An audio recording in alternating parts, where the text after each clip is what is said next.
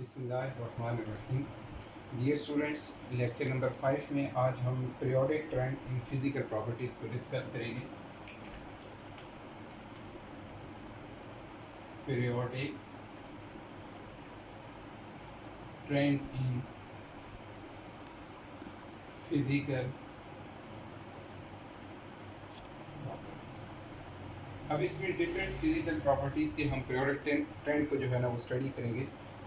तो अब ये जो प्रॉपर्टीज़ हैं इनका जो रिपीट होना है that is known as periodicity of properties. तो the repetition of properties the repetition of properties after regular intervals is known as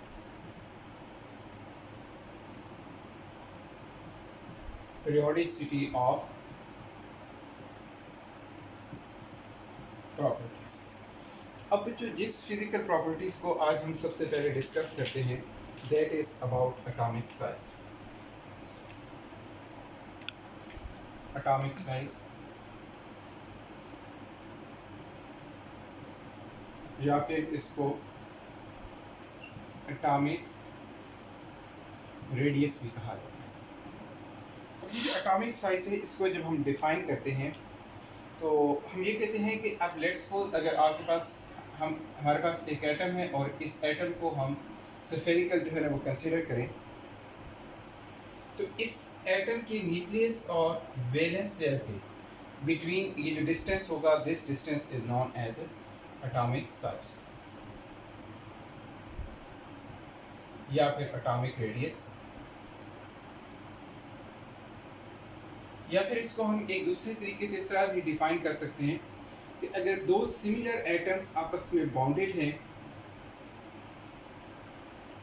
अब ये दो जो सिमिलर एटम्स आपस में बॉन्डेड हैं तो इनके न्यूक्लियाई के बिटवीन ये जो डिस्टेंस होगा इस डिस्टेंस को लेट्स सपोज अगर हम डी कह दें, ये दो आपके पास एटम है, लेट्स सपोज अगर ये दोनों हाइड्रोजन के एटम्स की हम बात करें, ये दो हाइड्रोजन के एटम्स हैं, इनके न्यूक्लियाई के बिटवीन डिस्टेंस डी है। अगर इसके हम एटॉमिक साइज की बात करें तो atomic size is equal to d/2, यानी कि ये जो दो न्यूक्लियाई हैं इनके बिटवीन जो डिस्टेंस है उस डिस्टेंस का जो हाफ होगा that is known as atomic size और एटॉमिक रेडियस। तो अब एटॉमिक साइज को जब हम डिफाइन करते हैं तो हम ये कहते हैं कि the average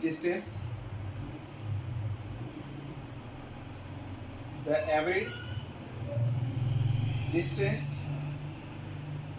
between nucleus and outermost shell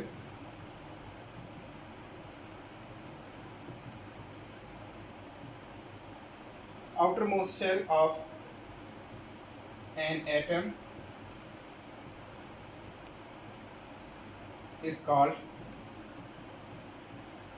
atomic size। अब जो एटॉमिक साइज को हम मेजर करने के लिए जो यूनिट यूज़ करते हैं दैट इज पिकोमीटर।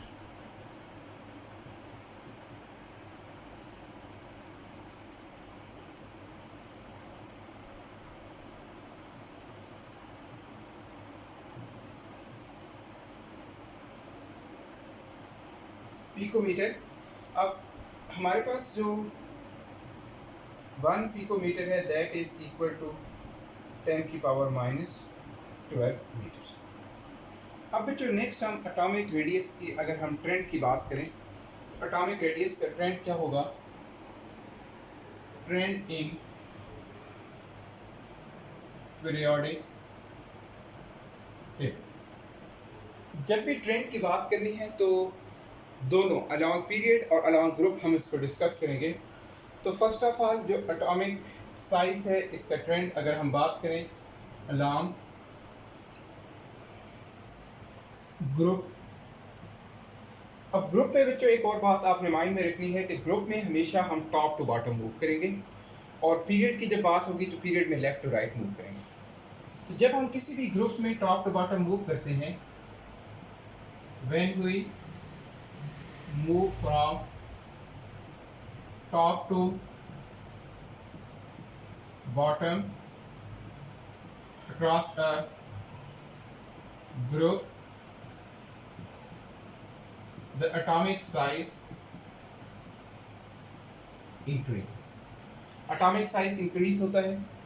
अब atomic size की increase होने की जो reason है, अब let's suppose अगर हम group 1A की बात करें, तो group 1A का जो first element है वो हम हाइड्रोजन, उसके बाद नेक्स्ट है ना वो लिथियम, फिर उसके बाद थर्ड सोडियम, इसी तरह से आप नीचे डाउनवर्ड चलते जाएं.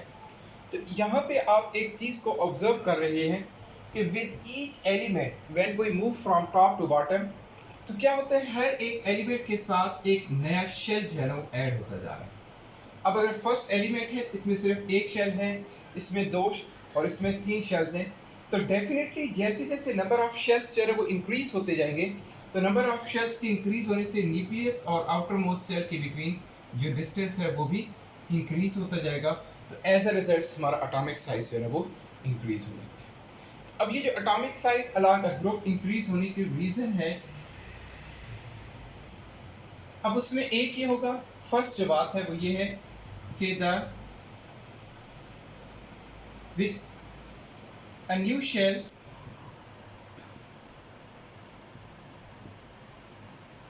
is added with each element across a group. दूसरी जो बात है वो ये है कि shielding effect increases. Third one is force of attraction between nucleus and valence shell decreases. तो यहाँ पे बच्चों एक पॉइंट आया शील्डिंग इफेक्ट का. अब ये शील्डिंग इफेक्ट आप लोग ज़रा अंडरस्टैंड कर लें, ये आप लोग पहले क्लास 9 में पढ़ के आए हैं, लेकिन चले मैं इसको रिवाइज कर देता हूँ शील्डिंग इफेक्ट को. ये शील्डिंग इफेक्ट क्या है? शील्डिंग इफेक्ट एक्चुअल में न्यूक्लियस और वैलेंस शेल, अब लेट्स सपोज ये हमारे पास एक एटम है, इसका फर्स्ट शेल, सेकंड शेल और थर्ड शेल, लेट्स सपोज इसके पास 3 शेल्स है. तो अब देखिए हम बात कर रहे हैं किसकी, शील्डिंग इफेक्ट की. तो अब बच्चों शील्ड जैसा कि नाम से ज़ाहिर है, शील्ड का मतलब है कवर्ड कर देना, उसको प्रोटेक्ट कर देना. तो अब क्या होगा कि आपके पास ये जो न्यूक्लियस है, इस न्यूक्लियस की और वैलेंस सेल के बिटवीन जो अट्रैक्शन है, वो अट्रैक्शन रिड्यूस हो जाती है. किसकी वजह से? ये जो इनर शेल के इलेक्ट्रॉन्स हैं, ये इनर शेल के इलेक्ट्रॉन्स इस न्यूक्लियस की और वैलेंस सेल के बिटवीन अट्रैक्शन को वीक कर देते हैं. तो अब जैसे जैसे न्यूक्लियस और आउटर मोस्ट सेल के दरमियान ये इनर शेल्स बढ़ते जाएंगे, एज अ रिजल्ट न्यूक्लियस और वैलेंस सेल के बिटवीन अट्रैक्शन जो है ना वो भी कम होती जाएगी.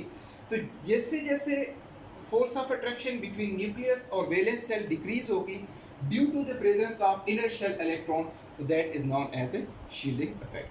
तो शील्डिंग इफेक्ट को अगर हम डिफाइन करें तो हम ये कहेंगे कि द रिडक्शन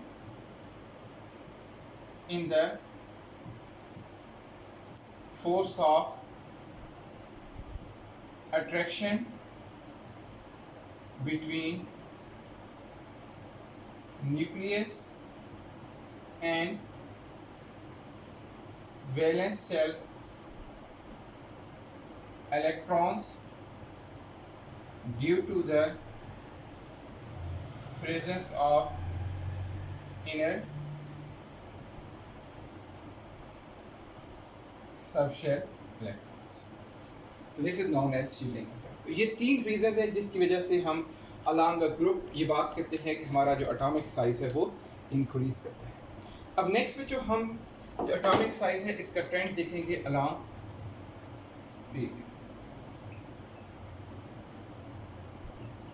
जब हम अलोंग पीरियड की बात करते हैं तो अलोंग पीरियड जो है ना वो क्या होता है कि एटॉमिक साइज इंक्रीज होता है. तो when we move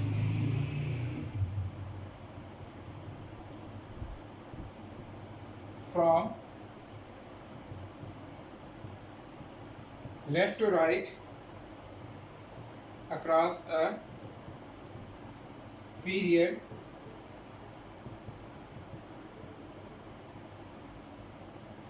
the atomic size decreases. अब ये जो एटॉमिक साइज डिक्रीज होना है, इसकी अगर हम रीजंस की तरफ जाएं, तो अब जो क्या होता है कि आपने ये बात माइंड में रखनी है, ये हमने शुरू में भी जब ग्रुप और पीरियड को पढ़ा था तो उसमें हमने ये बात डिस्कस की थी कि एक ही जब हम पीरियड में लेफ़्ट और राइट मूव करते हैं, अब लेट्स सपोज अगर हम सेकंड पीरियड की बात कर रहे हैं, तो सेकंड पीरियड में जब आप लेफ़्ट और राइट मूव करोगे तो number of shells will remain same, number of shells जो है ना वो सेम रहेंगे, यानी कि अगर सेकंड पीरियड है तो उसमें नंबर ऑफ शेल्स जो है ना वो 2 ही रहेंगे। अब इसकी वजह से क्या अफेक्ट होता है कि जब नंबर ऑफ शेल्स जो है ना वो सेम रहते हैं, तो अब जैसे जैसे हम लेफ़्ट और राइट मूव कर रहे हैं, तो लेफ़्ट और राइट मूव करने से अब लेट्स सपोज हमारे पास ये सेकंड है, सेकंड पीरियड की बात है, तो इसका जो फर्स्ट एलिमेंट होगा इसके वैलेंस शेल में 1 इलेक्ट्रॉन होगा, जो नेक्स्ट एलिमेंट होगा उसके वैलेंस शेल में 2 इलेक्ट्रॉन्स होंगे, जो थर्ड एलिमेंट होगा इसके वैलेंस शेल में 3 इलेक्ट्रॉन्स होंगे, जो फोर्थ एलिमेंट होगा इसके वैलेंस शेल में डेफिनेटली कितने इलेक्ट्रॉन्स होंगे, 4 इलेक्ट्रॉन्स होंगे। और न्यूक्लियस में अगर प्रोटॉन्स की बात करें तो इसमें 3 प्रोटॉन्स होंगे, इसमें 4 प्रोटॉन्स होंगे, इसमें 5, और नेक्स्ट एलिमेंट में कितने प्रोटॉन्स होंगे, 6 प्रोटॉन्स होंगे। तो अब जो क्या हुआ कि जैसे जैसे हम लेफ़्ट टू राइट मूव कर रहे हैं, तो लेफ़्ट टू राइट मूव करते हुए न्यूक्लियस में प्रोटॉन बढ़ रहे हैं और बाहर जो है ना वो क्या हो रहे हैं, इलेक्ट्रॉन्स बढ़ रहे हैं। तो एज अ रिजल्ट न्यूक्लियस और वैलेंस शेल के बिटवीन अट्रैक्शन जो है ना वो इंक्रीज होती जा रही है। तो जैसे जैसे न्यूक्लियस और वैलेंस शेल के बिटवीन अट्रैक्शन इंक्रीज होती जाएगी, तो अट्रैक्शन के इंक्रीज होने से न्यूक्लियस और वैलेंस शेल के बिटवीन एवरेज डिस्टेंस जो है ना वो डिक्रीज होता जाएगा।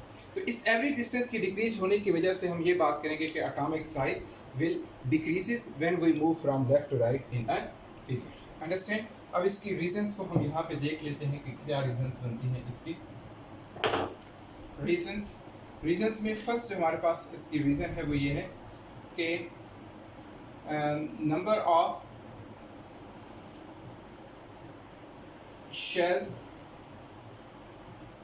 remain same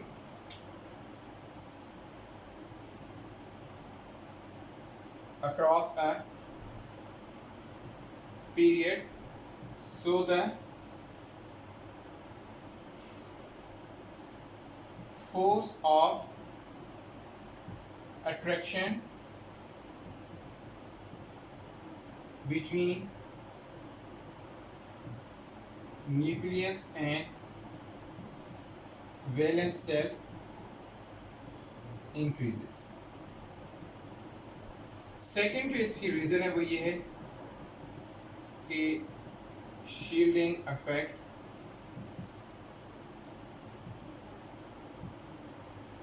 remain same. इसकी वजह से जब हम किसी भी पीरियड में लेफ़्ट टू राइट मूव करेंगे, तो पीरियड में लेफ़्ट टू राइट मूव करते हुए हमारा एटॉमिक साइज जो है वो डिक्रीज करेगा।